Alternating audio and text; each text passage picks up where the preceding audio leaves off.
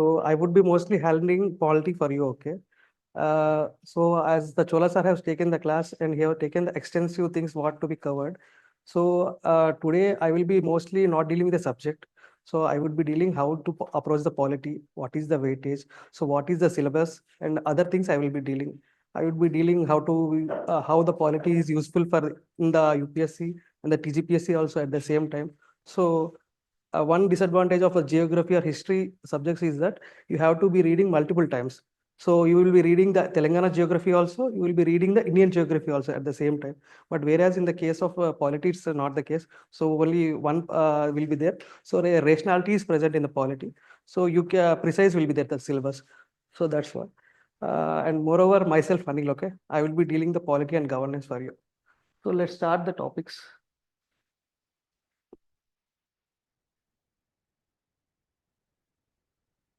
Online students, if you have any query, please message me. I would be happy if you are asking the questions. Just be interactive in the session. So let's start the class. So generally, if you see the weightage of the polity, it is like we have the prelims syllabus and the main syllabus.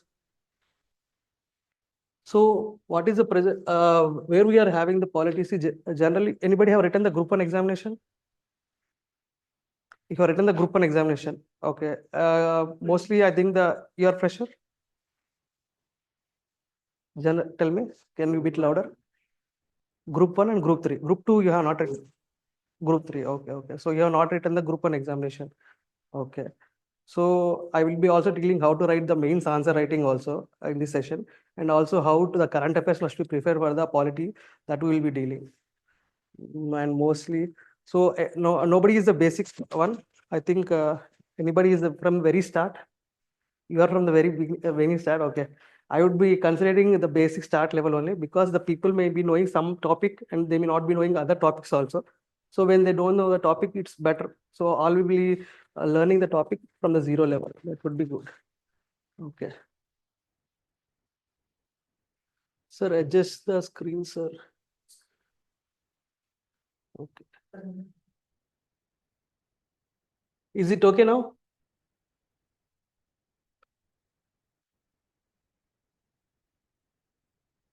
Online students? Okay. So introduction to the Indian polity. So basically, if we see first the weightage, where the weightage is lying for us, it is lying in the prelims test. Okay.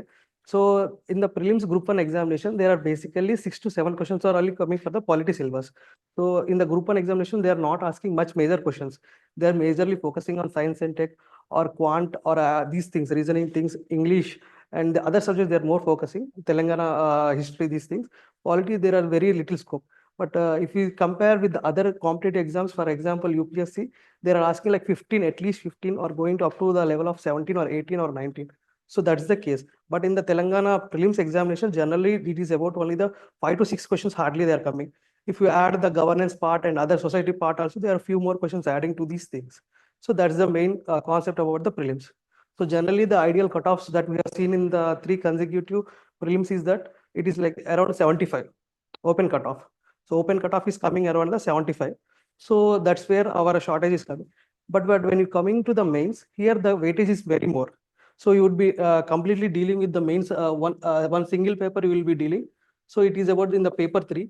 So in the paper 3, you have the Constitution of India and the governance. These are the 2 parts. So this will be having the 100 marks of weightage. Indian society, some other faculty will be dealing. So in these 2 sections will be there for 100 marks. So these things I will be mostly dealing with. And here in the prelims part, there are 6 to 7 questions. So not about only the questions, but you must be knowing how to read the current affairs also. So indirectly or directly, the polity will be helping to understand the view of your subject. So basically, polity is some basic subjects. See, there are 4 major subjects: polity, economy, geography, and history. These are the very core subjects, and most of your time will be given these 4 subjects only. So major time you will be reading other auxiliary subjects, environment or SNT or current affairs or international relationships, Indian society. These are all the things that will be adding to your part. But most of the time you will be spending with these 4 subjects only. So polity is one of the most key subject for you. So that's where be helpful for you mostly. Okay. This is about the prelims and the mains thing. In the prelims, we will be having of the 150 marks, and mostly try to target for 80 or 85 marks. That is a very ideal case. Open category also. So if you clear the open category cutoff, you will be having the no stress. So you would be happily preparing for the mains. Generally, what will be happening is the notification will be coming in February. We hope so. So if the notification comes, the exam will be in the next 3 months itself. If the next 3 months, and when you are going for the mains examination, it will be very harsh because you are dealing with the other subjects like Telangana movement, Telangana history. You are reading immense amount of content. So you need to be processing those content, and you must be writing the answer writing also. So these are the areas where you will be lying. So early start is a very good thing. So once the notification comes now, other aspirants will be lagging behind you. You will be over edge over them. So that's the main issue. So I hope you're getting these points. So any questions? Any query? Okay, let's move forward. So this is the thing about the mains weightage thing I have dealt with. This is the prelims. So generally, tell me one question: how you will understand in polity which topic to read? See, I may be faculty, I may be telling you what to read, what not to read. But in general sense, if you are preparing from the home also, then how you will be knowing that which subject to read, which topic to read, and up to which extent to read, and where to stop? How you will be knowing it? See, it may be polity or any other subject.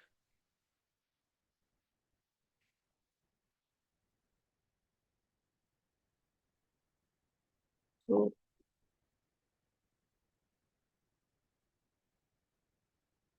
how much to read? It may be any subject. Maybe polity, maybe economy, maybe geography. How much to read? Where to stop? See, basically what is happening is that there is a lot of content out there, maybe in the YouTube, maybe in the form of the material, maybe in the form of any other thing. There a lot of content is out there. But the problem is that if you take for example, if you take a YouTube content, what is happening is that suppose there is article 1. They will be not giving the 100% of this article that is present. They will be only dealing with the 70% or the 80% to make it a flavor. A mass masala will be there now. To sell it on the online, they will be making the content, and they will be missing the other additional 30% content. So from that, if a question comes, that would be where you will be lagging. So generally, so now come to the previous first question. So how to see a syllabus, how to know which topic to read, where to see. So that is the where two things will be coming to the picture. One is the syllabus. See, syllabus is a main thing. That is like a torchlight. That is like a lamp post will be there now. Similarly, syllabus will be guiding us up to what to read and up to what extent to read. So, for example, if you come back, so this is about the prelim syllabus. This is very vague in general. So generally, we will be not understanding much about this. But if you see the main syllabus, here they have given the clearly evolution of the Indian Constitution, role of drafting committee, constitutional philosophy, preamble. These are all the things. But you must be knowing what is the basic under this evolution of Indian Constitution. So how you would be knowing? So syllabus plus PYQs. For example, what is the first topic? Evolution of Indian Constitution. This is the syllabus, right? So here, what are the things that will be coming into the picture? Here, the first thing will be coming is generally constitutional developments. Constitutional. What are the constitutional developments from the 1973 from 1773 Act to 1947? There are various acts between Pitt's India Act, Regulating Act, Charter Acts. These are all the things. So these are all the constitutional developments that have happened over the time. So there will be company rule, crown rule. These things will be coming. Later, we are having the constitutional debates. So what we are having? Constitutional debates. And what is one more thing? So evolution of the constitution, it is after, this is before 1947. But after 1947 also there is evolution going on, right? So today also we are seeing with the right to recusal or right to privacy or right to internet, right to die. So these are all the things coming over a period of time you are getting. So Indian constitution always is evolving in nature. It's not like a very rigid in nature. US constitution is very rigid in nature, but Indian constitution is evolving in nature. So that's where it is evolving till today. So post independence, how the evolution happened.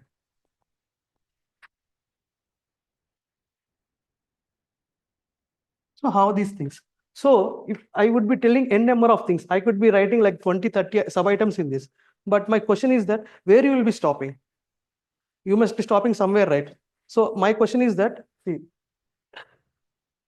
online students, if you please try to participate. If you have any question, please ask me.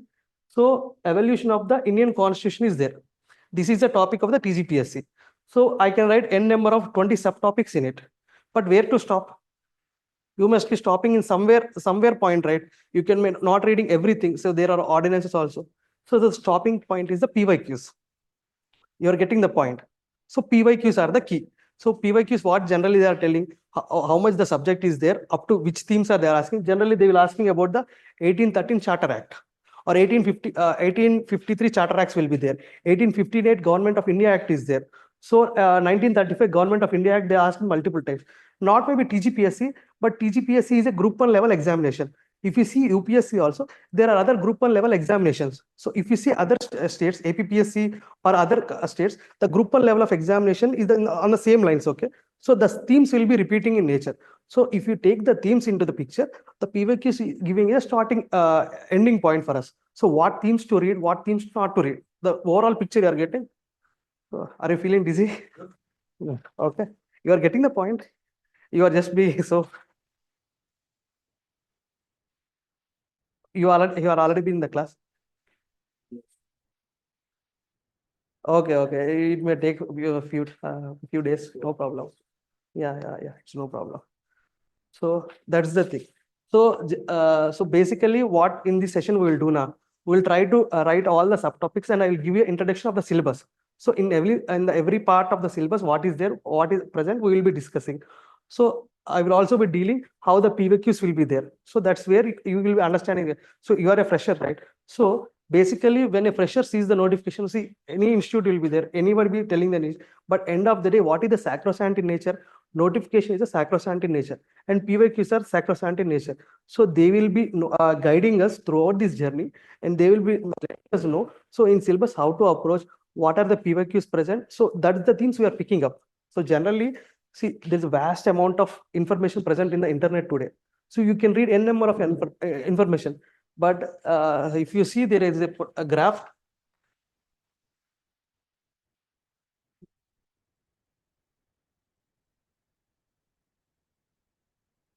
So if you have some amount of energy, okay, that may be helpful for your 9 months, because after some period of time your energy will be getting exhausted. So you have to energy plus time. This is the time, okay? So after reading 1 hour, you will be feeling the fatigue, right? But in the case of the 1 year or 2 years journey, you will also feeling the fatigue. So if you prolong reading, that will be a fatigue. But what you can do, you can channelize this energy into reading in a rational manner. So generally, how you to read? Rationality must be there in choosing your topics. Choosing your content, you can write. So what is this rationality? From where this rationality is coming? It is coming from the syllabus. The syllabus is present in the notification. So the notification is one more, what in the syllabus also, you cannot decode every subtopic of the syllabus. So what you must do, you must be seeing the PYQs. So you can ask, sir, only TGPSC has conducted 1 prelims. If not, the 2 cancel. If you count, the total count is 3. So only 3 years PYQs are present. So you can go for the UPSC thing also here. So TGPSC, UPSC, and one more APPSC. These are almost the sister states. So similar things will be, administration will be not so different. I can correlate with one very good example. You have seen the essay paper.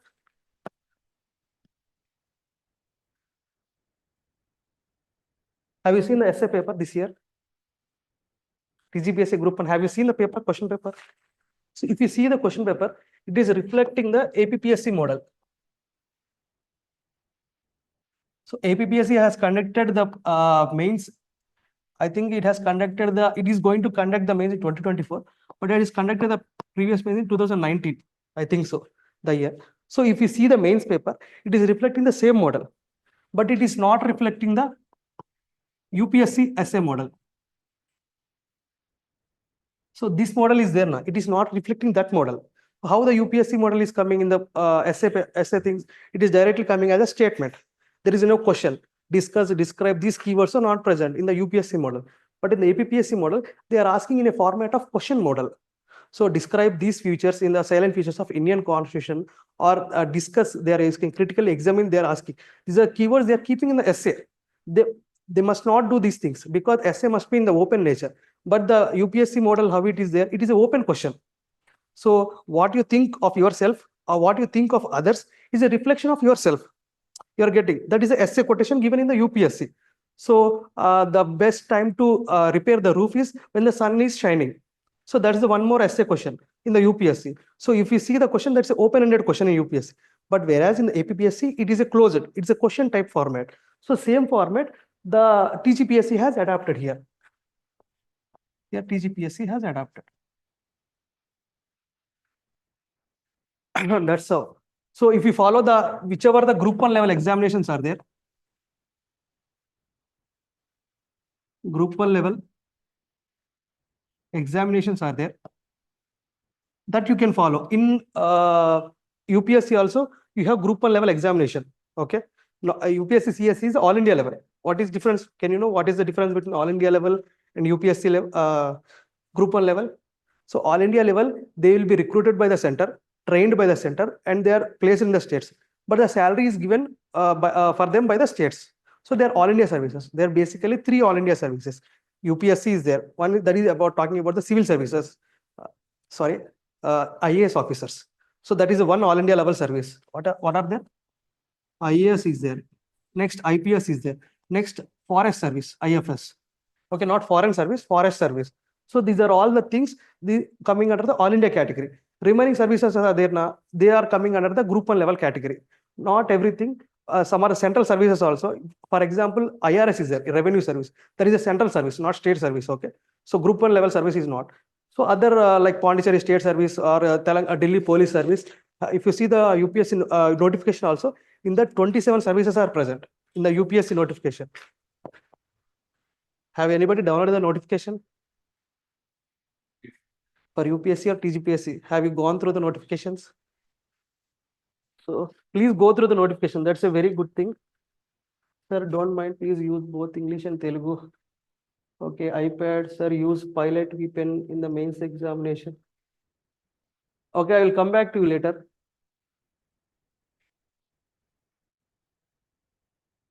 Adjust the screen, sir. Okay, sir. Okay.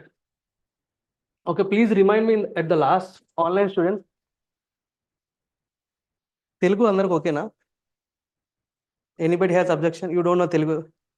Okay. Okay, Galaxy tab. We will just I will be I will be using a bilingual also for small amount of time. Okay, we'll see. If you in case you are not getting any point, please message me. I will explain you in Telugu. Okay, that's where we can bargain. Okay, now let's come back. What I was talking about. Yeah, notification. So there are 27 services in the UPSC notification. And one more thing is that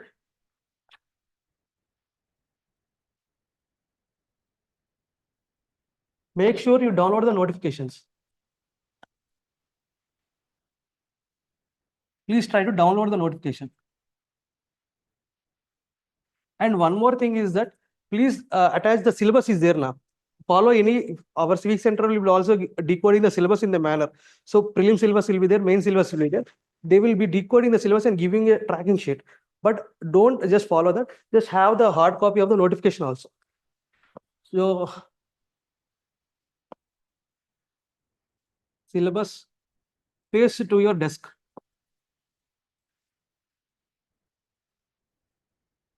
This is very mandatory because every time, any day you sit, you must be knowing at which part you are reading, because this creates a boundary for you. Not going like in a scalar manner. If you go whatever I will be reading on YouTube, if I get it, I will be reading anything, I will be reading material. That's not a thing. That is a scalar work. Scalar way to approach exam. And I bet these guys will be taking more than 2, 3, 4, 5 years to complete the syllabus. So I was also once a victim of these things. So I have been the other side of the table also as my life. So please try to avoid these things. So it may be taking time consuming like 4 years or more. So just don't go with this method. Be a vector, okay? Just make sure that you have the PYQs and you have the syllabus. Sir, there may be a very narrow question. Sir, only PY, there is one narrow question. What is that narrow question? They are telling that only PYQs are enough. Or are you only going to teach the PYQs? Trust me, they're like gold. Okay, they're very sacrosanct and they are gold in nature. They will be really 90%. They will be guiding you towards the journey. In case if you are writing the March in the February, you're getting notification. After 3 months, you are writing the group 1. That would be very helpful. 90% of your efforts will be useful if you are following these two things. Because, sir, you are telling only PYQs. That's a very narrow question they will be asking. Only PYQs, sir. Like that, they will be asking. That's not the case. They are very, very important. Okay. And also, if you possible, try to have the compilation of the group 1, group 2, group 3, group 4, SI, and other engineering exams are there. Na? AE, AAE, these exams are there. Na? In those papers also, you will be having the social related PYQs. So have a compilation of these things. So those are very important. Okay, this is the thing mainly.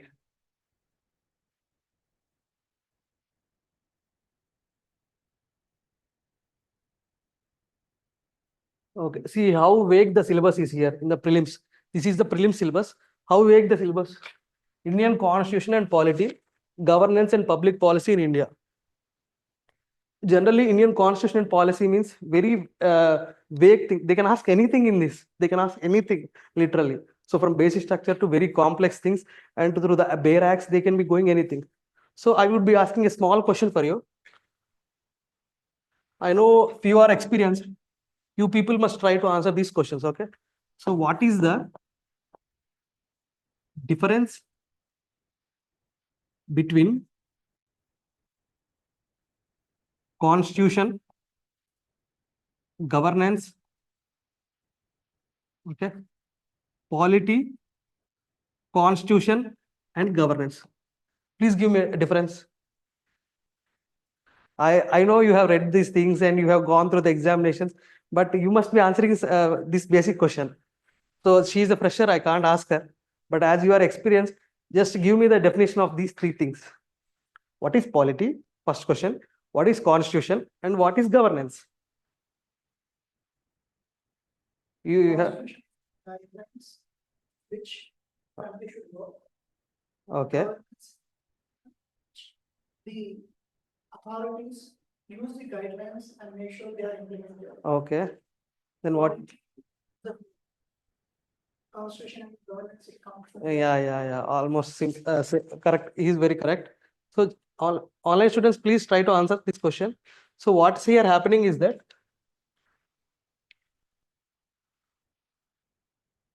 so constitution. So if you see, I will take an example and tell you. Okay, there is 73rd Amendment and 74th Amendment, Constitutional Amendment Act. If you see these things, these are the amendments. So these are the coming under the sphere of Constitution. Okay. It may be the 243Z articles. These are the things. Then what is the governance? Governance part is somewhere you are dealing with it parallelly. So in the whole, we are having the polity. So generally, what is happening? 73rd, there will be like MLA social economic reservation is there. Women we are giving 1/3 reservation, and the women we are giving the reservation. SC ST we are giving the reservation, and other things also coming into the picture. And we are having the finance commission will be devolving the funds. State government will be devolving some more funds, and we are getting the funds from other way. So these are all the things that are whole picture comes under the polity. About in the constitution, what is coming? Coming about the articles and the constitutional amendment. What are the constitutional amendment? 73rd and 74th constitutional amendments are coming. And act, what are the articles present here? Article 243 ZQ, these are all there, right? So, subject to correction.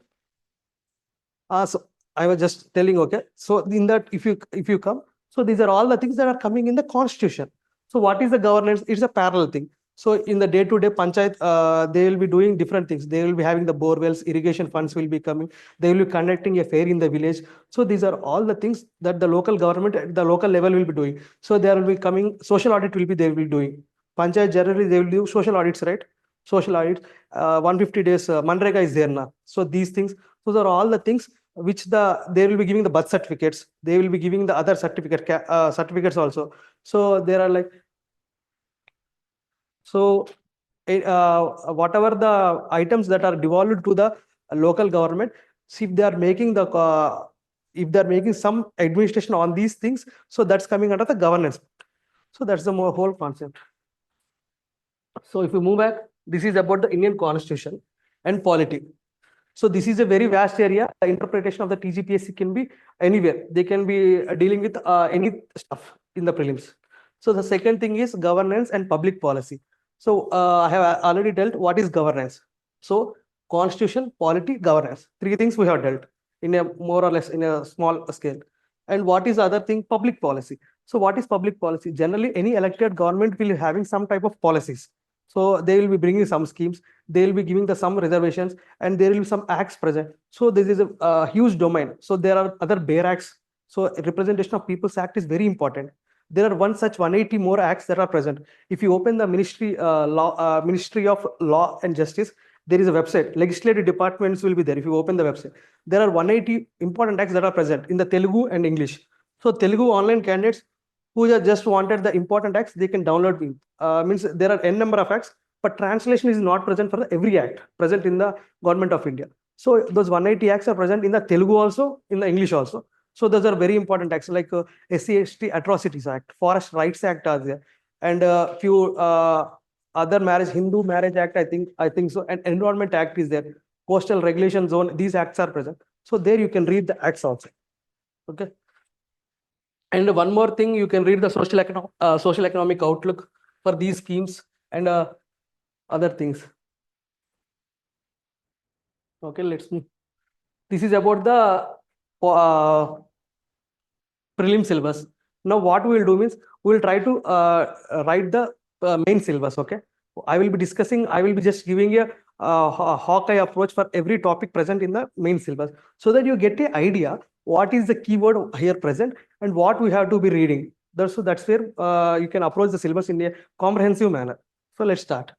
So what is evolution of the Indian Constitution? So here, what are the things in the evolution of the Indian Constitution? So I would be taking one more slide.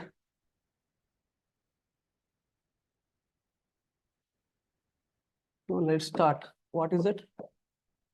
Evolution of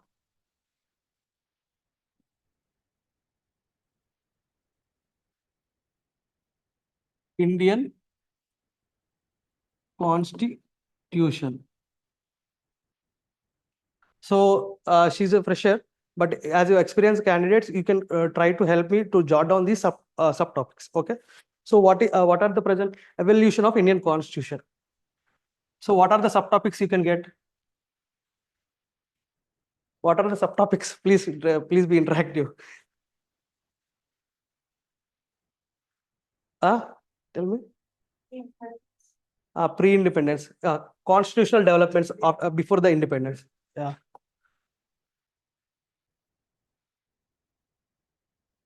Constitutional developments. if you are writing down, please try to jot it down these things because it will be helpful throughout your preparation. So from which date to which date? From 1773 to 1947.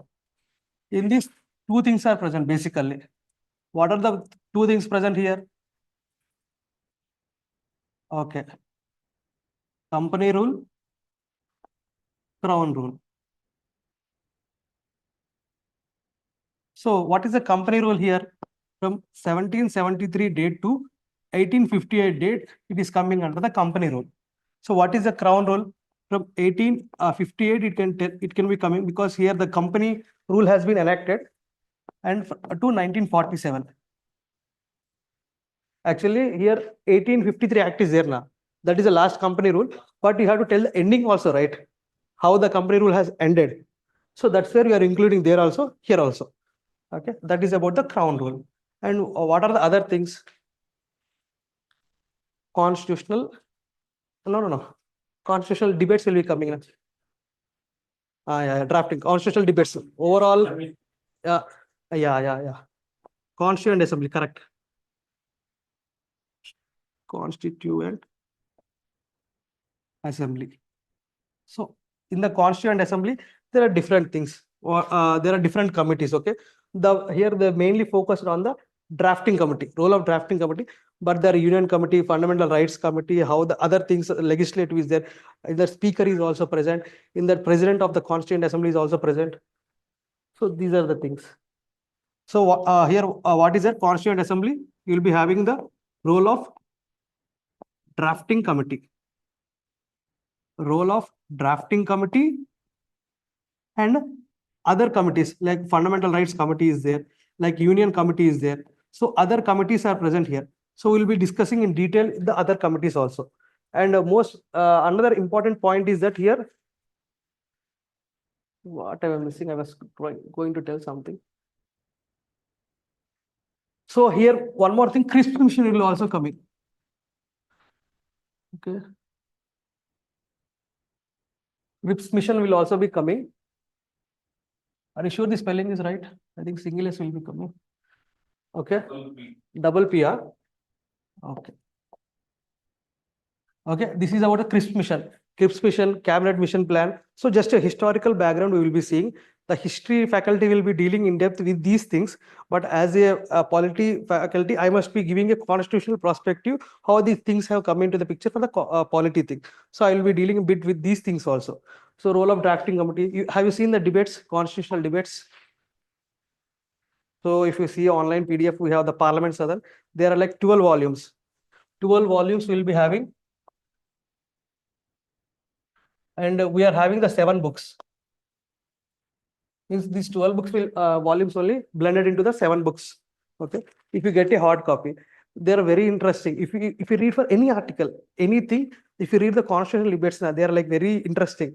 See, for polity, the one basic thing is that interpretation. How you will interpret? See, as a person, I must not interpret. As a person, she must not interpret. We have to interpret from the footsteps of the constitutional forefathers. Means how they are seeing. And one more substantiation is judgment. So how we have to interpret any article? So interpretation of any article or anything must be based on the constitutional debates. Constitutional debates plus judgments. And parliamentary, these things also, parliamentary sessions will be there. Na? From that also we can interpret. So that will give you a hawk eye for you. So there was a question on the principles of national justice, prelims question, UPSC 2023.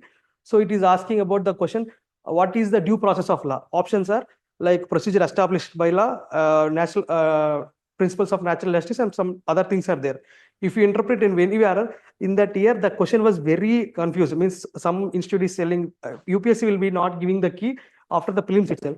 It will be giving the final official key after the completion of the whole examination, mains and interview, and finally giving the final list. So after giving the final list, then they will publish the official prelims key. So that 1 year lag will be there now. So every institute is fighting for my key is this thing, your key is this thing. So aspirants are also very confused. There are always 7 to 8 questions in ambiguity in UPSC. So that's where the cutoffs will be changing. Somebody will be getting 90, but end of the day they will be getting 100 or 80 because of the official answer key. So in the official answer key also, this question is on the very confused. So we waited for the up to last date. So the answer was the principles of natural justice. So where it is there, it is present in the some NCRT, NIOS material. If you see those materials, then you will be knowing the answer you are getting. So somebody as a vague person, we are no one to interpret, but interpret from the where the exact primary source is coming. So that's the main question. So this is the thing. And one more thing is that in the Constituent Assembly I was talking, right? In the Constituent Assembly, there is a concept called President and Speaker. See, when did we get the independence? We got the independence during the 1947. So when the Constituent Assembly was formed, it was formed on the December 1946.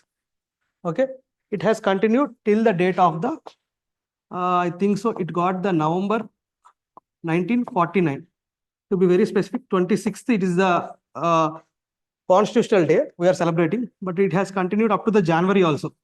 Up to January it continued 1950. So it has efficiently worked for more than 2 years and plus 11 months. And it is not in the full time, it is not in the session. It is only in the session for the 166 days. So up to this time, it was under next session. In the year, at the starting one session will be there, at the ending one session will be there now. So at the net effective session is this much, total time period is that much. So this is the thing. So I have coming to the back to the point, it is talking about the president and the speaker. So we got the independence at which time? 1947. So there is a president will be coming and a speaker will be. Who is the president of the Constituent Assembly? Okay, very good. Rajendra Prasad. Who is the temporary president? Before him, there was a temporary president also.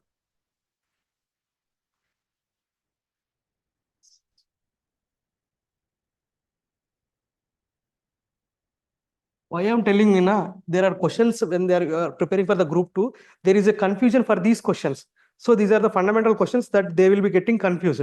So before 1947, the Constituent Assembly was formed.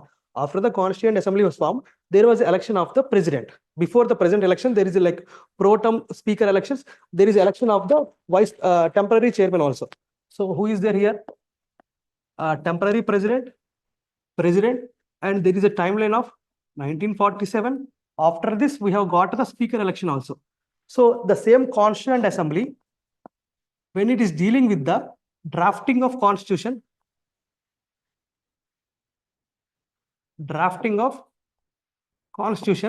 these people will be coming into picture. Okay, but at the same time, when the Constituent Assembly is dealing as a parliament, means it's a temporary parliament, because our first elections were held after the 1951. So at the time of this thing, they are acting as the speaker. The same Constituent Assembly is sometime becoming parliament and sometime it is becoming drafting committee. You are getting the point? So here, the temporary president was the Sachidananda Sinha. He's the oldest parliamentarian present at that time. So he has the immense experience. He has worked in the London also, in the US also. He has represented the select committees also in the UK. So he is about the temporary president, Sachidananda Sinha, oldest parliamentarian. After that, we got the Rajendra Prasad Garu. He has become the first president of India later on time. So it is about the president and the role of drafting committee, these things, drafting of the constitution. But when coming into the parliament, the speaker is the Malvankar Garu. Okay, exactly full form I have forgotten the full name, but Malvankar. He is the speaker of this Constituent Assembly. Malvankar. Okay. So this is the thing, evolution of the Indian Constitution. So till now we are getting evolved. So let's come back to the topic where we have started. I'm interlinking the topics. There's no problem. I'm just going and coming back. Okay. So this is the first topic, evolution of Indian Constitution. In that constitutional developments, if you take it as A, we are giving the company rule, crown rule, next Constituent Assembly. This is the thing. Afterwards, what is there? What is more present?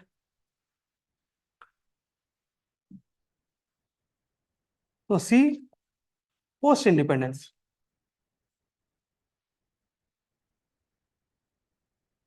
In post-independence, how the constitution getting evolved till date. So from how it 1947 to 2025. So till date, what are the other things getting evolved in the, so one important thing is basic structure doctrine here. What is one important thing? Basic structure doctrine. So now tell me, what is the need of constitution?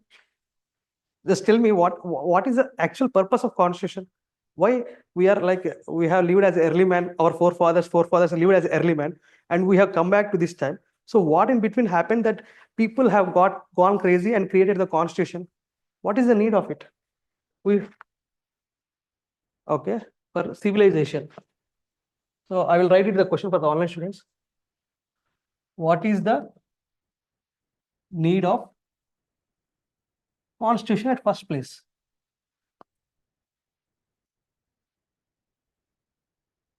So he's telling that we need a civilized society.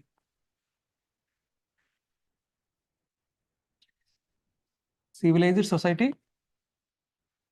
Who will check? We have to create organs, then it will become checks and balances, right? Actually, there is one rule of law concept.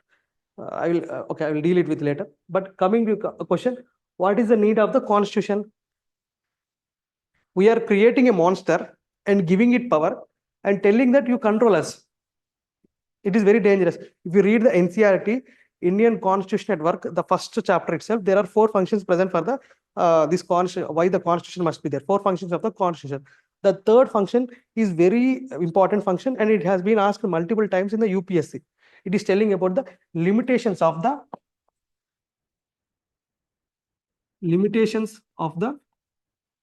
it sets a limits on the government. Limitations on the government, not of, on the government. See, we have created a monster. Let me draw a monster. I will just be kidding. Example, it is a monster. Means in the NCERT, I am not using this terminology myself. It is present in the NCERT itself. So it may be a government.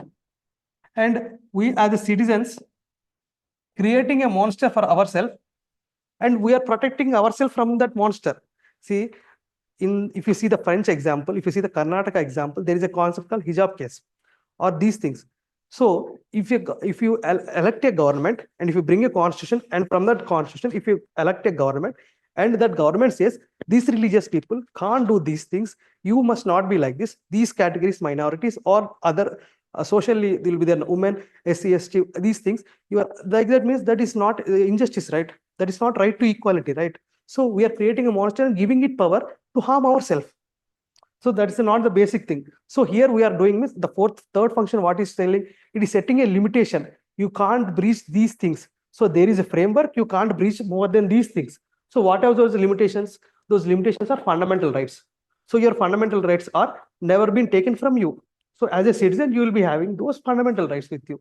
Fundamental rights, DPSP, fundamental duties, basic structure, and whatever the things that the government has given, that the constitution has given you, that it will be always with you. So whenever the government comes and want to take it, they can't breach these things. So suppose there is a majority of 400 in the parliament, that does not mean that they will take your thing. As a citizen, you are having certain type of rights, and the constitution we are created for the civilized society. After a civilized society, we elected government, but that does not mean that the government can do anything at the whims and fancies of these things. So there is a certain limitation. Okay. So I will explain those 4 functions again in the class, but I'm just coming back. So this is about these things, limitation. So third subtopic is post-independence. Let's come back. So this is about the role of drafting committee. Now, constitutional philosophy. Okay.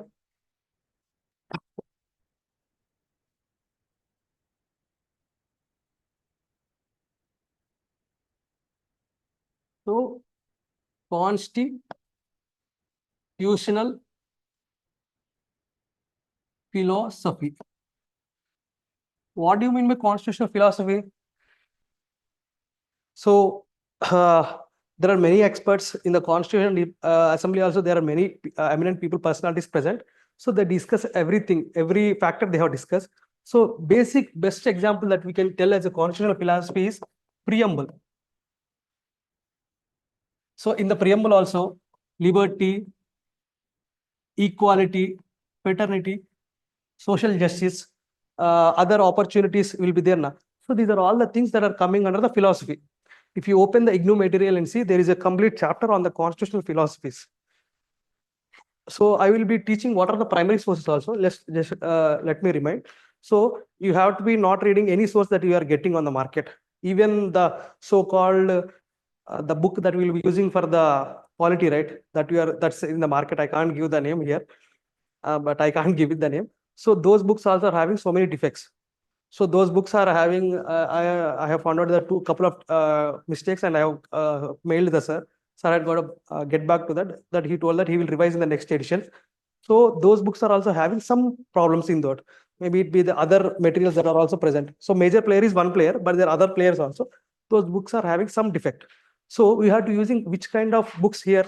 You must be using the primary sources here. So what are the primary sources present here?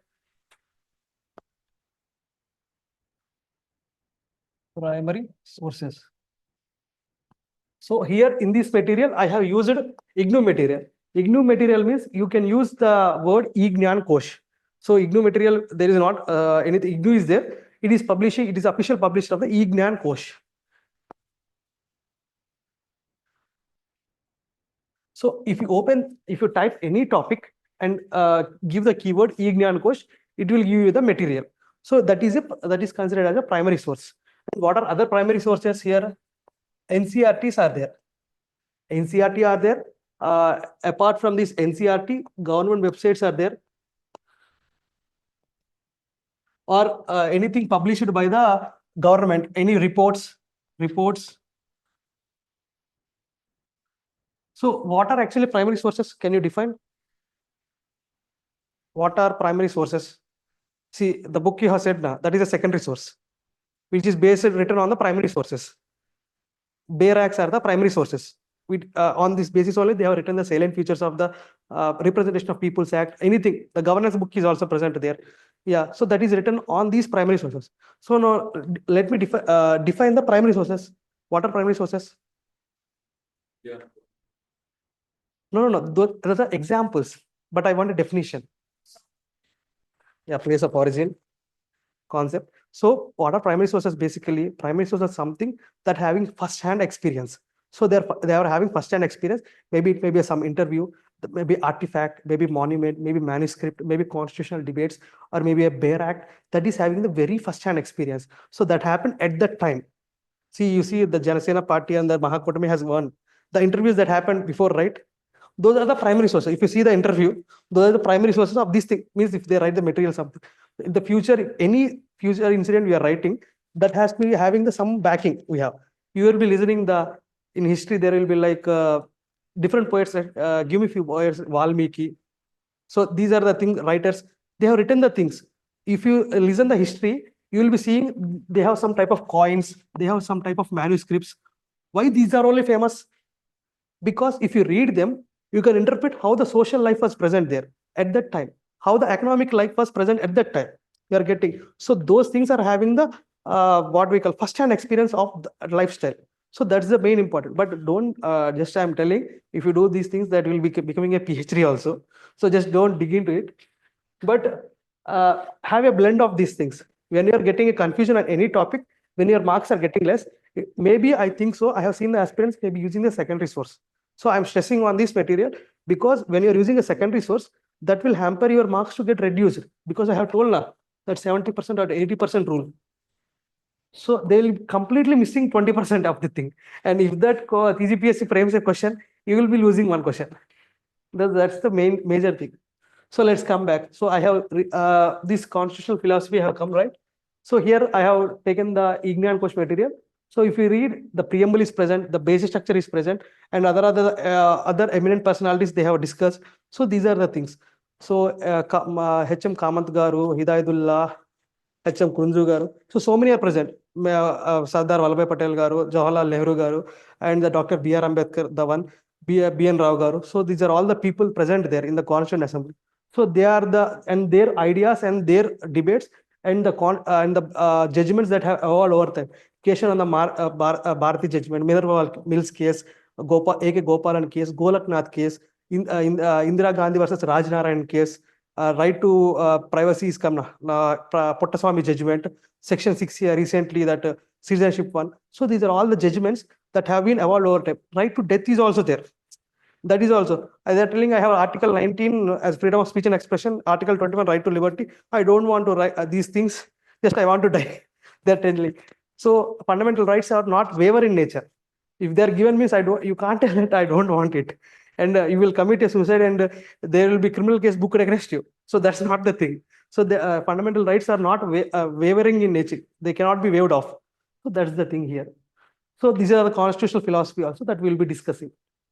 So what is the other thing? Next is the preamble. So that is the thing they have asked. What are the salient features? Salient features and basic structure. So what are the salient features? Citizenship is there. Union territory. Let me write down. Okay. So what are the? Let me see the spelling ones. LI.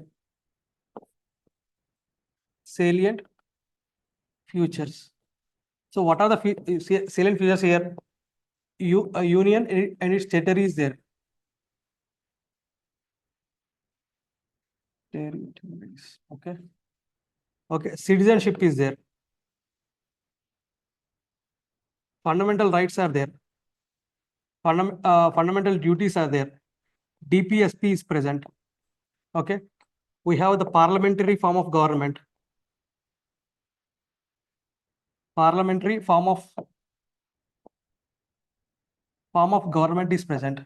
We have the federalism is there, means where we will be sharing power with the states also.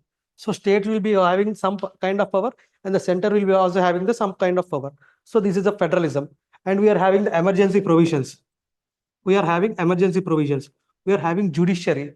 We are having the local government. So these are all the things, subtopics or the things that are coming into the topic of salient features.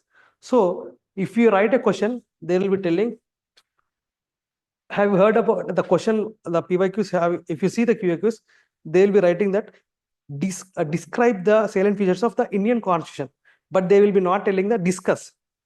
See the question, how it will be there.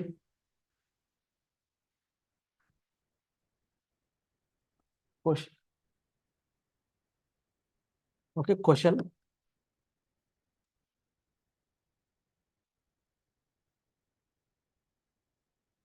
Features of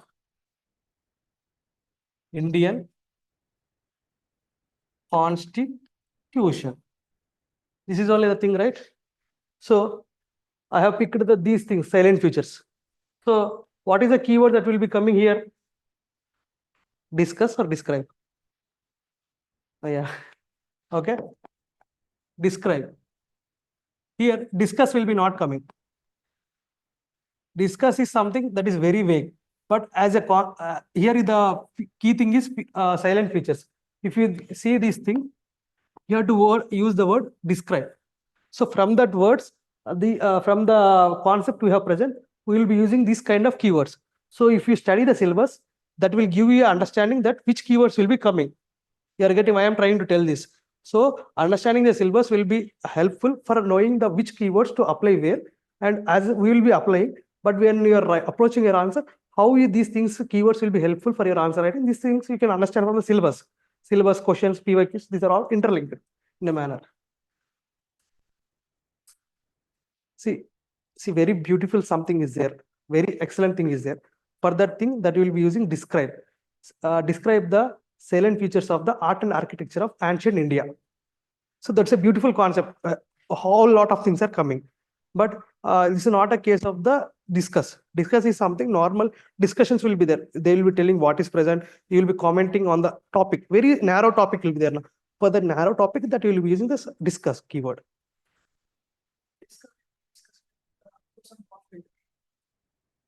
Not pros and cons, just you will be going with the context that is given. Basically, if you see, discuss the misuse of the governor role in India. So what will be, you can discuss anything.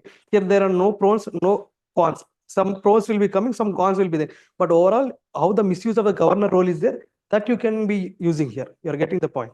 So very, very vast thing, very the domain, the circle Venn diagram will be there now. That Venn diagram very huge, then you will be use the keyword describe. Okay. Yeah. So the portion is similar to UPSC qualification. Actually, there is a session for 15 minutes also. I have taken the UPSC syllabus also in the sync so that you can get a understanding. Yeah, yeah.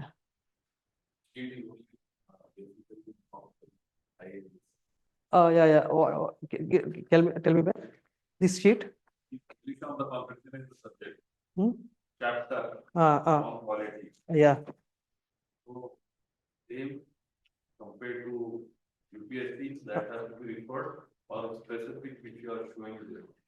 See, actually I'm going to discuss the same thing. Okay. This is about the prelims one. This is about the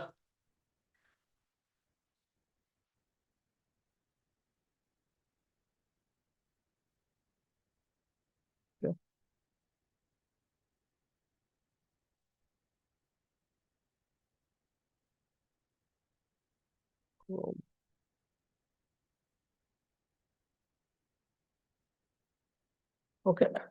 So I just want to compare the syllabus also. UPSC syllabus is there now. If you see the UPSC notification, the UPSC syllabus will be there now. That is also same in line with the TGPSC syllabus.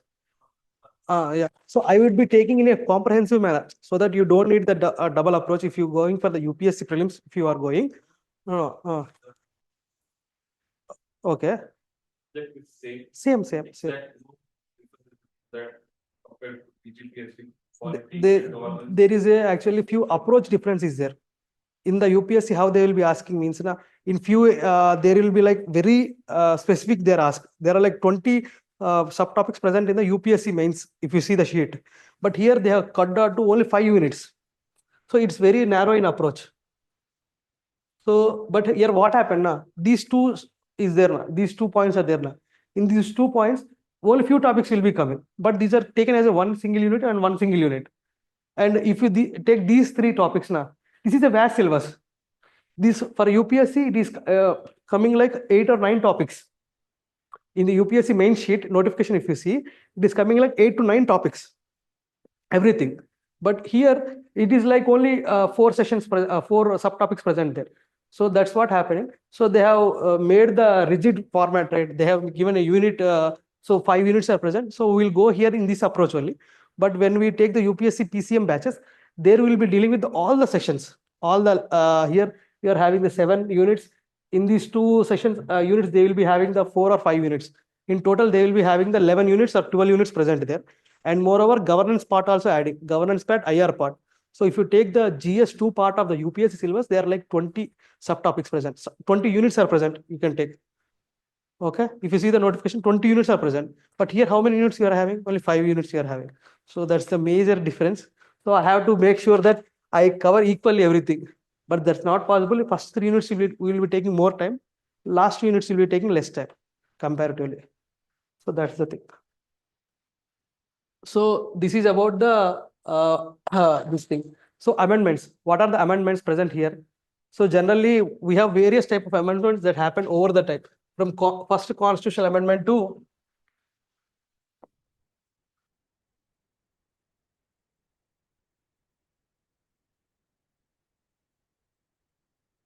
so I would make it fast, okay? So what are the constitutional amendments? So from the first constitutional amendment act to, if you see recently 106th happened, I think so, right? This is about the women reservation bill. Okay. Recently, the parliament has passed the women reservation bill. In that 1/3 will be given for the women. After 15 years of the commencement of this act, the 15% reservation will be 33% reservation will be given to the women. So from first constitutional amendment act, what is first constitutional amendment act? It is basically brought after the Champakam Dorarajan case. So it is basically brought for giving the reservations, basically. Not the percentage, you don't go into the percentage, but for the basics of the reservation, they have brought. 9th schedule also come under this thing all. Land reforms, Sati abolition, not sati abolition exactly. This quaternary system will be there now. Quaternary, that female will be forced into the sexual, these things will be there now. So those things, speak it loud. Yeah, same thing. Those things, if you see the 9th schedule, those words are exactly not present. Bombay Quaternary Act, that is present. So I am using that term. Okay. So those things are present in the 9th schedule. So first amendment is dealing with the land reforms and other things also. So there are very important things. 23rd Constitutional Amendment Act is there. After 23rd, very important thing is 42nd Constitutional Amendment Act. That is known as the mini constitution. 44th Constitutional Amendment Act is there. So that is also very important. 53rd Constitutional Amendment Act, that is about the anti-defection. I forgot about 36 about the Sikkim integration into India. So, and one more thing it is, so if you take, there are very important, few important things. 86th Constitutional Amendment Act is there. 97th Cooperatives is there. And in between the education will be coming. 99 NJSC. NJSC means the National Judicial Appointment Commission. 100 is the Land Boundary Agreement. 101 is the GST. So these are all the things that come. 102 is the OBC, 103 is the EWS. So these are all the constitutional amendment acts coming into the picture. So we will be dealing, I will be taking a small, if in the class, I will be taking like a 45-minute session on these topics also. So that as we approach for the main syllabus, we will approach the TGPSC. Okay. Let's come back. So this is about the first unit. We have completed the first unit in a comprehensive manner. The second unit, what are the fundamental rights? So see, generally fundamental rights are present in the part 3 of the Constitution. In the part 3 of the Constitution, when they are giving, there's a Article 31 is there, right to property once, but it was got deleted after these 42nd Constitutional Amendment Act. Why it got deleted? Where it has been kept? It has been kept as a constitutional right now, not as a legal right, but it has been kept as a constitutional right. So why it has been removed? It is removed because to give the welfare for the people. Land is required, right? Land is once a right to, land once was a fundamental right. But if you keep, there was how the India got independence. It has got independence from the Jamindari system. Jamindari system was still prevalent, right? After the independence. So if you keep land as a fundamental right, then one will be at an advantage and other will be at the disadvantage. So that's the case. The fundamental rights are also evolving in nature. So what is the nature? What is the scope? What are the different fundamental rights? If you take Article 21 itself, there are very wide range of applicability of the fundamental rights. So there are very broad scope. So like there are like 30, 40 rights embedded in itself. There is not explicitly said, but it is implicit nature. If you take, have you heard about the right to press? Right to press. Okay. Right to internet. Okay. Right to life with dignity. Okay. Right to privacy. Okay. Right to life. That's Article 21 itself will right to life, right? Life, what is Article 21 is saying? Life, state cannot take away the right, okay? No person shall be deprived of his life and liberty except by the procedure established by law. So the procedure established by law is the key word. In the process of the evaluation of the Constitution, it has become the due process of law. They have kept the Japanese idea first there, but over a period of time, it has been adopting the USA model of the due process of law. Means it will be checking the law also. See, law is constitutional or not at that point. So we will be also dealing with some of the basic topics when the question of the Bharati case comes. What is judicial overreach? Judicial. First we will read what is judicial review, judicial activism. So judicial review, judicial activism, judicial overreach, and judicial restraint. So the very diverse set of rights. See, this is about the rights evolving. So more than 30 rights, 35 rights that have got evolved in these rights only. So Article 19 and 21, Article 19 and Article 21 has very huge scope, very huge expansion after the Constitution has come into the picture. So we will be dealing with the different rights present. So other thing is that right to review also. sorry, judicial review also. So when the constitution is getting evolved from the Keshav and the Bharati case, so these are all the things that has been said against the judiciary. What are these things? Judicial review, judicial activism, judicial overreach, judicial restraint. So these are all the terms that are we are dealing with in terms of judiciary. Whenever any case is coming with the fundamental rights, so these things are also coming into the picture. So we will be dealing with these things. What is the other things present? Expanding horizon of fundamental rights. So that's where we will see. We will be studying different cases. From the cases, how the judgments have been coming and how these things. Okay, we don't need to write the judgments. There are like 20, 30 judgments that are very important. When you're writing mains answer now, make sure that you write a judgment. For anything you refer, you have to be seeing that judgment and date, and you are writing this thing about anything, just write what is the important key point in it, so that your answer get more substantiated. See, if only Krishna versus state of Andhra Pradesh is there, Article 21 you can write it. Whenever the question is on Article 21. So whenever the question is on the Article 368 or the Article 356, you can write SR Bomai case. So misuse of the governor role, these things will be coming now. SR Bomai case you can write. You can write the Sarkari Commission, first ARC report, second ARC reports. So what are the Administrative Reforms Commission is saying? So that's where your answer becomes more enhanced. So if some guy is writing and you are writing, there must be some proficiency, some credibility must be there. So you must be increasing your answer. Value addition must be there for your answers. So that things will be coming by adding these such kind of points. Okay. Expanding origin of right. Enforceability against states and others. See, as I have mentioned earlier, fundamental rights are giving a protection for the citizen. They are limiting the power of the government. Government power is getting limited here. So that is the concept they are talking about. Enforceability against state and others. So how the private citizens come into the picture, writs are there. Mandamus, habeas corpus, prohibition, certiorari. These 5 writs are there. Okay, what is it? Mandamus, habeas corpus, certiorari, prohibition, quo warranto.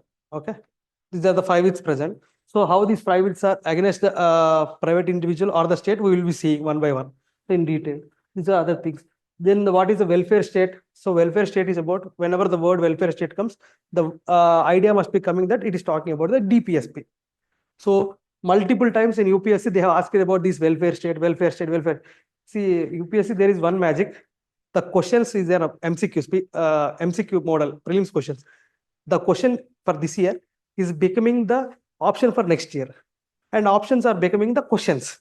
So 1 year's option is becoming the question. 1 year's question is becoming the option in the paper. So if the previous 10 years, if you do, those are being indirectly asked here. So that's the main concept. So this welfare state, whenever it comes, you must be understanding it is talking about the DPSP. Then distributive justice. So what is distributive justice? In that also liberal principles are there, DPSP, intellectual principles are there. So these are intellectual articles are there. So how these things will be coming, we will be dealing in detail. And so this is about the DPSP. Now, if you complete up to here, what is rule of law?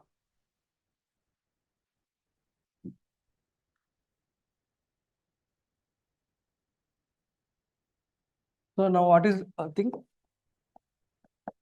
rule of law? So generally, what is rule of law?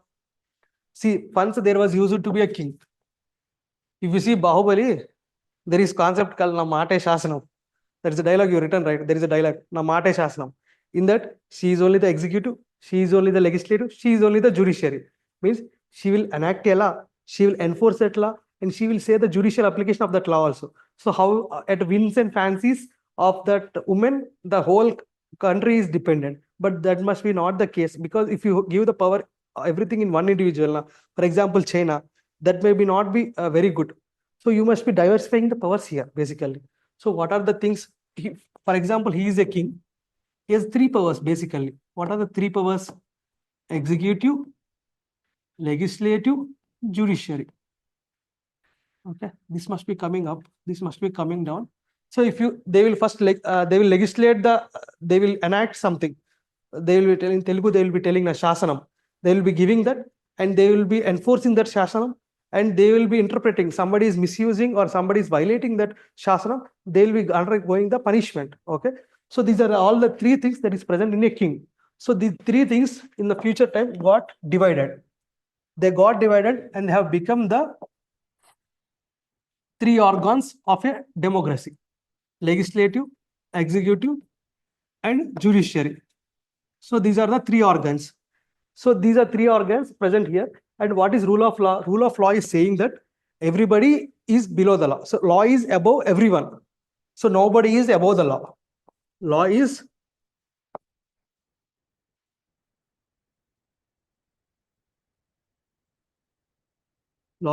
above everyone. Means you may be the prime minister, you may be the president, you may be the anyone, first citizen. So these are very powerful people, but they are not still above the law. They are below the law. So rules are the law applicable equally to everyone. So that's the main concept here. So these are the things: legislative, executive, judiciary. This is the whole thing that is talking about the rule of law. You're getting? Are you getting? Your feeling? Okay. So that's the thing. So if you go forward, then the fundamental duties. So these fundamental duties are not justiciable in nature. How we will tell justiciable, non-justiciable? See, if you don't be honoring your national flag, if you are not honoring your national anthem, that is violating of act. That is violating of honors of the something act is there, exactly I forgot. But you are violating these things. So what are the fundamental duties are saying? You must be so your sovereignty, you must be respecting your sovereignty. You must be respecting these things. But those are not justiciable in nature in the fundamental duties. But they have codified in the other acts. You're getting? Yeah, see these things are there now. What are the fundamental duties present in the constitution? These things have not justiciable in nature, fundamental duties basically. So when these fundamental duties are not justiciable in nature, they have made some acts for them. Honors Act, I think so. If you don't honor the national flag, if you don't honor the national anthem, then you will be getting punishment. Okay, so these fundamental duties are you have to pay the tax. The fundamental duties generally, if you as a citizen, you must be doing your duty. So that's a fundamental duty. Paying the tax is also one of the duty, right? But if you don't pay the tax, you will be penalized. So that's the thing. So generally, fundamental duties are not justiciable in nature, but in the course of time, they have made some legislations so that they become justiciable. But these things are additional. If the question in exam, if they give us a question that fundamental duties are justiciable in nature, then you must be saying that it's wrong, because fundamental duties are not justiciable in nature. Okay, if other substantiation is present for that fundamental duty, that's a different thing. They can give one more statement that there are some acts that are bringing some punishment for the fundamental duties given. Then you can say that's a right. You are getting how can they can twist the question. So that's the main. Why they didn't make fundamental rights? There is a reason, exactly, very good reason. See, for the fundamental duties or DPSP, these are both non-justiciable in nature. Okay, why? Because at the time of the constitution, India does not have that much of resources to provide everything. We are not European countries. We don't have that much per capita income or that much GDP, so that you provide everything. So in USA, if you are orphan, you will begin free education, free shelter, free food, free everything, scholarship, everything you will be bringing up. But India, it's not the case. We don't have the resources. But in the course of the time, we have brought the right to education. See, right to education is what? Fundamental right. What is DPSP is saying? It is saying that you must be providing free education to the children between the age of 6 to 14 years. So when you are saying that in the DPSP, it is giving the power where? It is giving the power in fundamental rights. When it is giving the power in the fundamental rights, you are getting that right, and you can say that as I'm a child, so if you are under the age of 14 years, I want a free education. You can claim it in the fundamental rights. But when in the 1947, the constitution has been commenced, at that time, we don't have the resources, money. So you can't tell everything to be justiciable in nature. See, if your grandfathers, how they lived in very poverty, but how your fathers lived, how you are living. So we evolved over time. We have been financially stable over the time. So in the same case, the DPSP, these things are at the time, they were like very don't having the resources at that time. So we got evolved over that time. And these things are becoming as type of fundamental rights or becoming acts to give justice to the DPSP. Everything.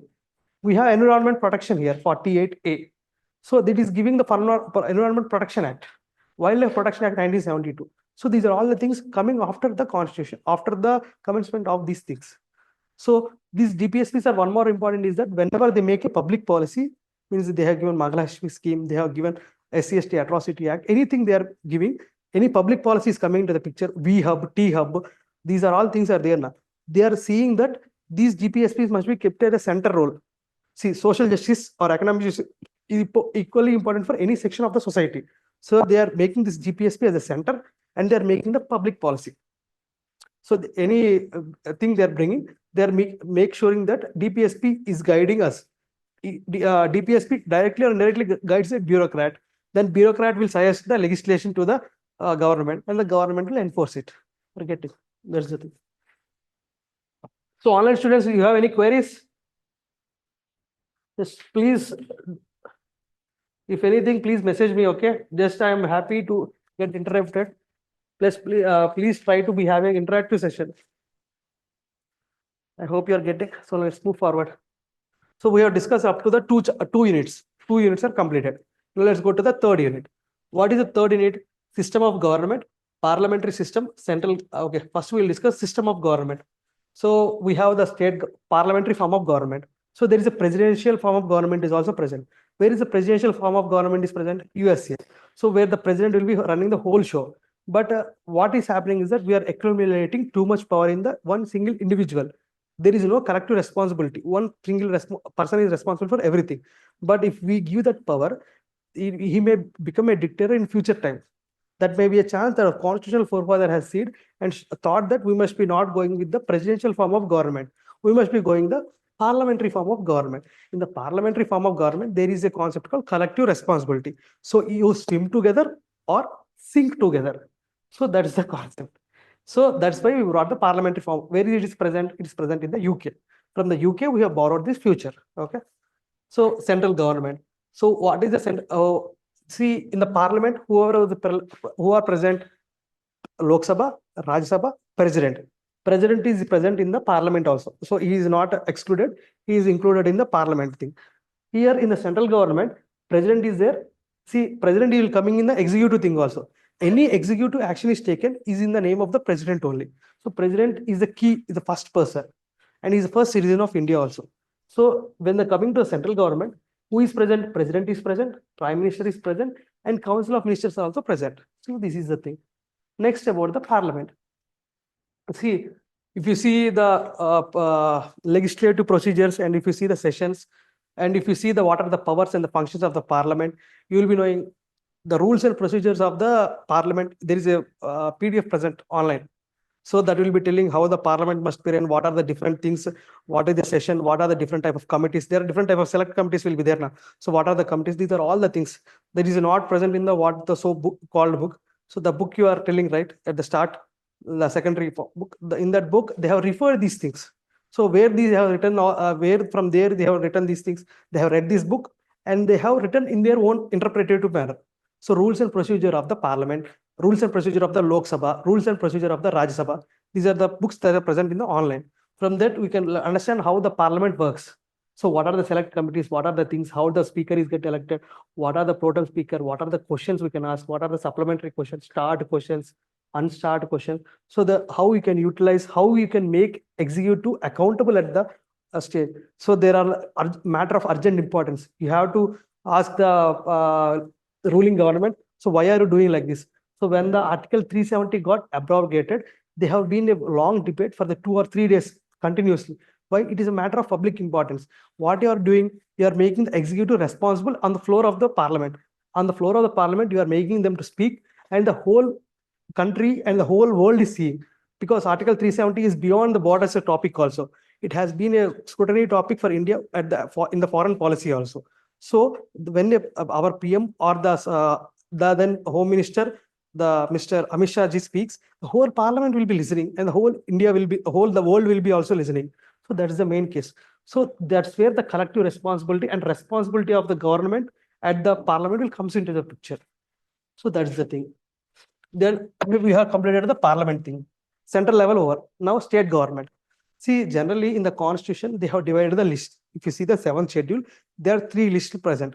You know the list items. Items means there are first I will tell what are the types of lists present. There are three types of lists: union list, state list, concurrent list. These lists are telling which subject or which item, which government will be making the legislation. For example, land is there. On land, who will be making the legislation? See, this land is there, Dharani portal. These are all the things coming under the land, right? State government will be making. So mines are there. Mines also state government will be there. Sand is there. State government will be doing. But taxes are there. Taxes, central government will be dealing. Foreign affairs, central government will be dealing. International relationships, foreign affairs, central, these things, both central government will be dealing. Defense is there. Defense, central government will be dealing. Communication is there. That is also dealt by the central government. But whereas education is there. Education, who will be dealing? We have heard about the CBSC, state syllabus, ICSC. So in which both, yes, exactly. That's where concurrent list comes into the picture. So concurrent list is some subject where both the things will be coming into. Divorce is there, marriage is there, where state laws also present and central laws also present. So both will be making the laws on this subject. That's basically okay. So apart from this, there is one more concept called residuary power. What is residuary power? When any item that has been coming out as time evolves and it is not present in any list and you have to make an act on it, then the residuary item comes into picture, residuary power. So that power is given to the central government here. Okay. For example, IT sector is there. There is no IT sector when the time of 1947 at the commencement of the constitution. But as the time evolved in 1990s, IT sector has come into picture. So on these, the rules was framed by the central government. GST is there. So it has been come recently in the 2016 or 17. So it has been placed under these things we are getting. Interstate trade is there. Their GST will be coming. So that item is present where? That item is present in the concurrent list. Okay. So that's where you will be sharing the residuary power with the union list and the state. Basically, generally what is happening is that these state government powers are getting diluted. These some lists are taking away to the concurrent list. And concurrent list, whoever does the legislation, if suppose central government does a legislation on concurrent list, that will prevail over the state government. Because the central government is more powerful. Concurrent list anybody can do. Center can do, state can also do. But generally what happens, if the center makes a law, that will prevail over the state government. Education is there. Now they have brought the national education policy. So if the policy gets implemented now, state governments, these things will not work. Central governments will prevail. You are getting. That's the thing. So that is about the 7th schedule. So now let's come to the state government. Okay. In the state government, what is present? Governor are there, chief minister are there, council of ministers are there. Similarly, president, prime minister, council of ministers. There we have dealt the same concept in a sync. Governor, chief minister, council of ministers. But here governor is a normal. See, governor's position is how like president can having the pocket veto these things, but governor generally can refer these bills to the central level. So that's a major difference that will be coming in Article 200 and Article 201. The governor can refer some bills to the central level. So, for example, in the second term of the KCR Garu, they have introduced a Panchayati Raj bill, and they have said that the Panchayati Raj, the president of the local government will be in a Panchayat. He can be dismissed by the sub collector. Who is the collector? Who is the collector? He is the executive person. Whom he is going to dismiss? He is going to dismiss a legislative person who has brought by the democracy, who has brought by the elections. So some person getting elected by the procedure, and that elected person is dismissed by an executive. That's not a correct thing, right? That bill has been referred to the president by the governor. So that's the thing basically happening. So that is a threat to democracy, right? Any state government, any regional party is ruling the state government, there is chance that they can be more extreme and they can be more violative. So when they do such kind of laws, there must this governor position acts as a cushion. So it is helping them to stopping from becoming a dictatorship government. So it's how the governor role will be there. So some cases they are getting misused. I agree that the governor role is misused, but still to have a uniform system throughout the India, this governor role is there. It provides a cushion, basically. Yeah. You have a?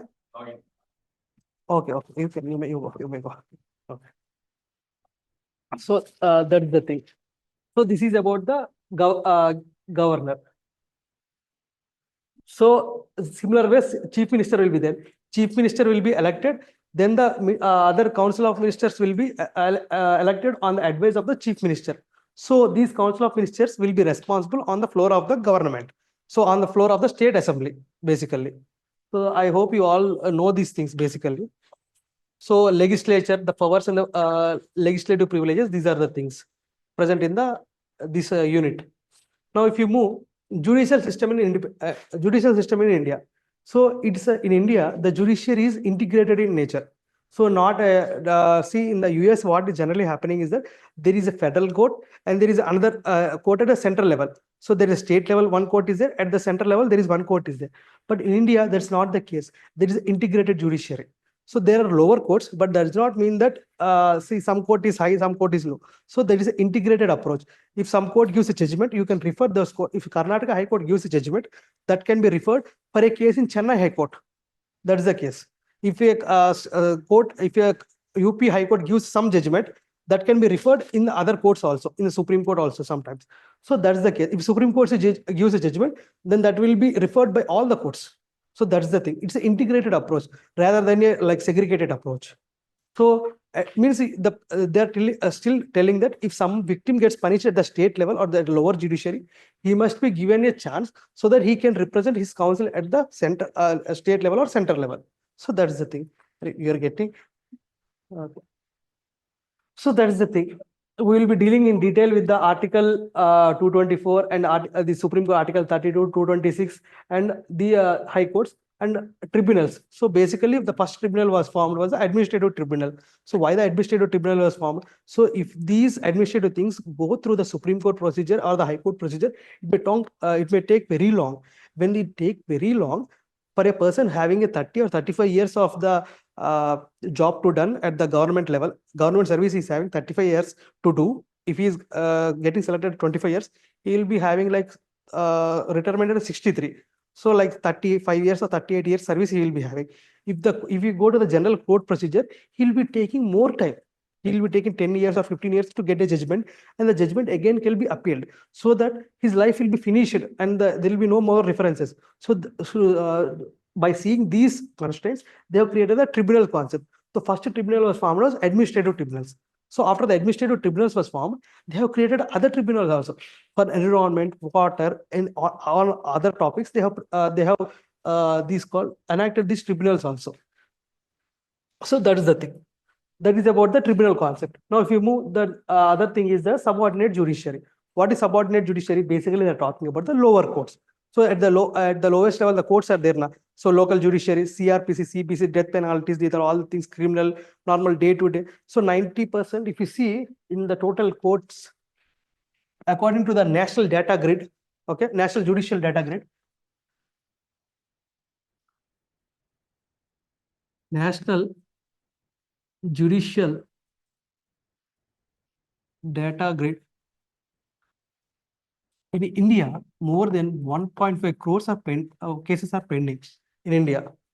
So 1.5, subject to correction, 4.5 crores cases are pending in India. So if you see at the Supreme Court level, there are 10,000 cases present pending. At the state level, there are like 5 to 6 lakhs. High Court level, these many lakhs cases are pending. And the remaining cases, whatever the total is there now, this is the total. In the total, the remaining is present in the lower judiciary. Okay. Right. Somebody want to write. So this is present at the lower judiciary. So this is the thing. So generally we will be also dealing with the subordinate courts, and we will also be knowing what is Lok Adalat. Lok Adalat or Lok Adalat means how the by going through the normal judiciary, they can go for the Lok Adalats also to get a speedy redressal for the cases. So that is the thing. And one more thing is that Lokpal will be not coming, I think so. Lokpal, Lokayukta, I will be dealing in different area. So judicial review, I have discussed earlier, right? Judicial review, judicial activism, judicial overreach, judicial restraint. So these are all the things. When the judicial review come into the picture, so mostly these are all dealing with the Keshav on the Bharati case. So this is a very bedrock case that we'll be discussing in detail. With this case, we'll be giving the all the things. Okay. After that, the Mineral Mills case giving the substantiation for this occasion on the Bharti case. So how these terms come into the picture, we will be dealing with the case one by one. So that is the thing. So judicial activism. See, I have told the things, the keywords are present: judicial review, judicial activism. Next, independence of judiciary. So judiciary is independent. If you see the DPSP, what is the article for I think Article 49 deals with the independence of judiciary. Okay. Article 49 deals with the independence of judiciary, 50 with the monuments, and 51 with the international peace. I think so in the DPSP. So it is telling you the judiciary is independent.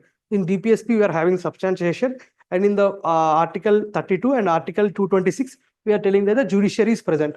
It is having such powers and these functions, these salaries will be present, this much term will be there. These are all discussed in the given article. So that is talking about the independence of judiciary and judicial accountability. So these are all the things that we'll be dealing basically. Now, if we move next to federal system. In federal system, what are the things are there? Central state relations will be there. I have already talked about the reports, right? First ARC report, second ARC report, Rajmanar committee. These are all the reports that are see any law commission report is there. So those are all the things that are coming as central state. SR Bombay case is there. So these are all about the federal central relationships. Now, if you move issues and challenges pertaining to federal structure. See, I have discussed about the reservation of bill to the governor to the president. Moreover, misuse of the governor role. And also, see, whenever the regional party is there, central government is violating the norms, basically. If you, in the economy, if you read, the South Indian states are contributing more and getting less. Where the states of Bihar and UP, they're contributing less, but they're getting more. For 1 rupee, they're getting 125 rupees, I think so. But it's not a case of Maharashtra or other Telangana, Andhra. So in Telangana, we are contributing 5% of our GDP. Our population is being 2.5% of the total Indian population, and we are contributing 5% of our to the GDP.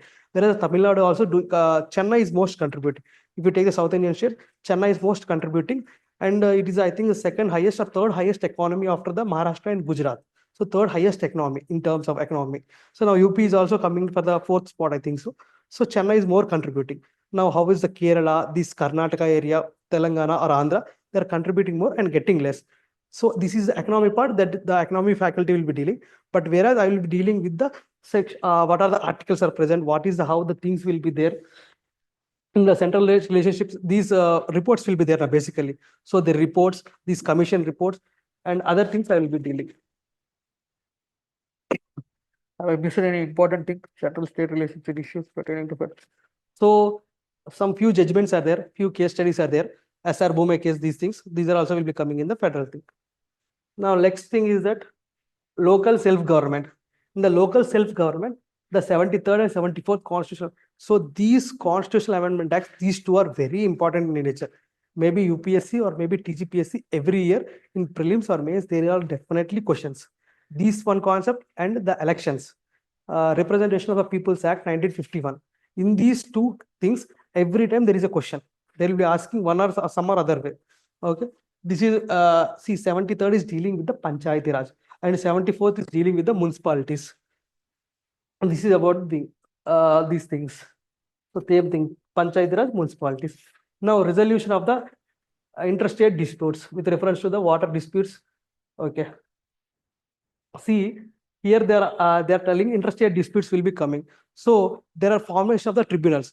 So basically, the Supreme Court has, the Parliament has given the power to enact the, under Article 262, they have given the power to enact the Interstate River Body Dispute Tribunal. So they have given the act, they have formed an act.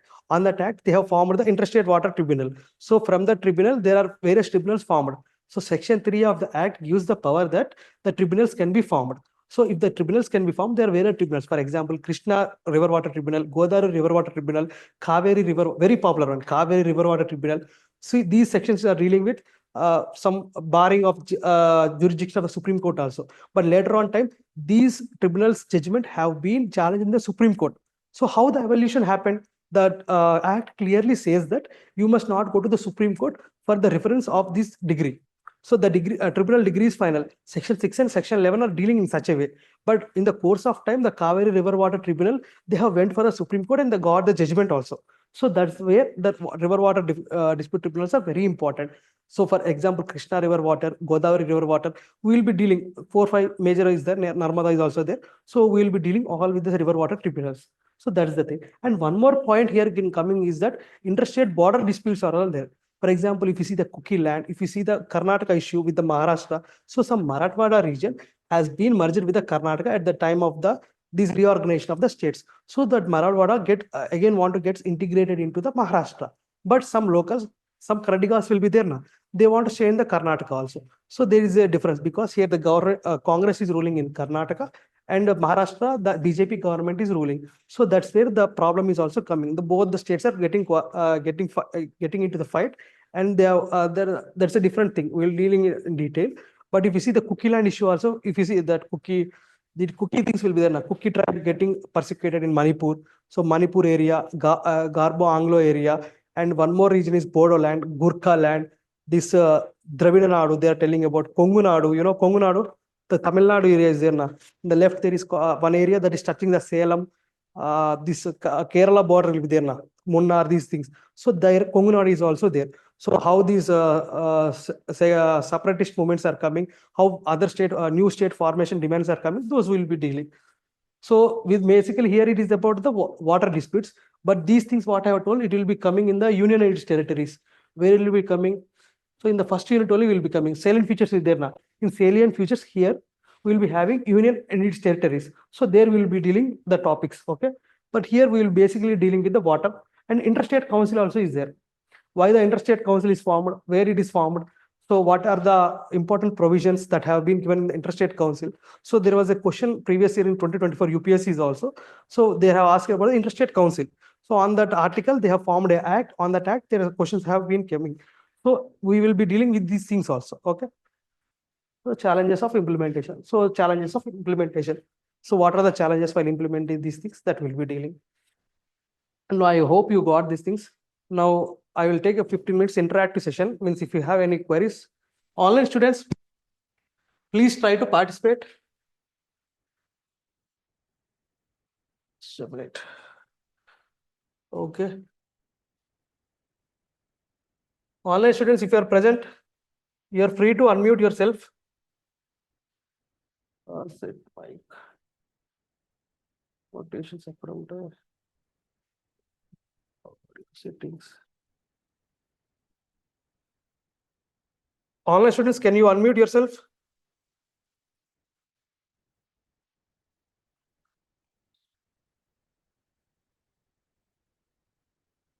Okay. See, if you have any doubts, you can ask me. The faculty, okay.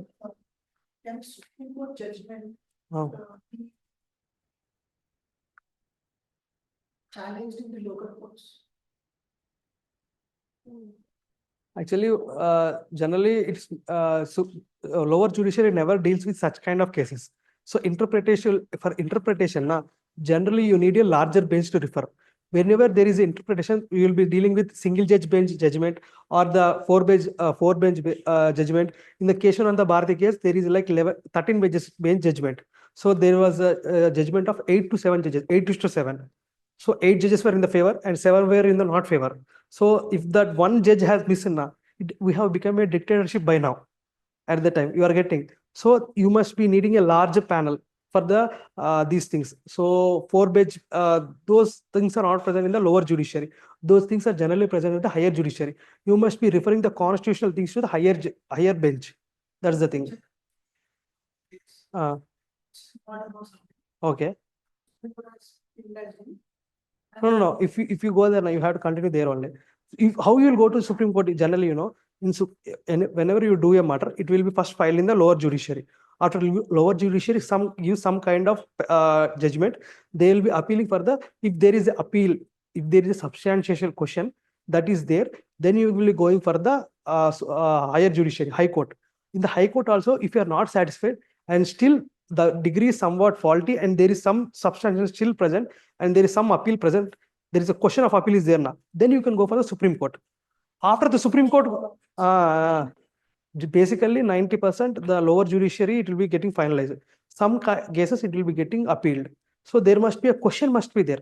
So there is a gray area. that is not checked. For that, we are going for the higher, that you can tell. So once the higher judiciary, Supreme Court gives something now, then how you can come to here? You are seeing the appeal, how I am telling. So you have to go there. Yeah.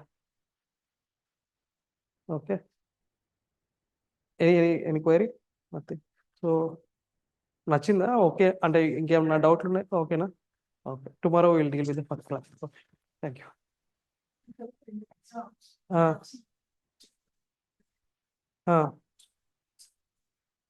Actually, I have seen the paper. They are asking the years also.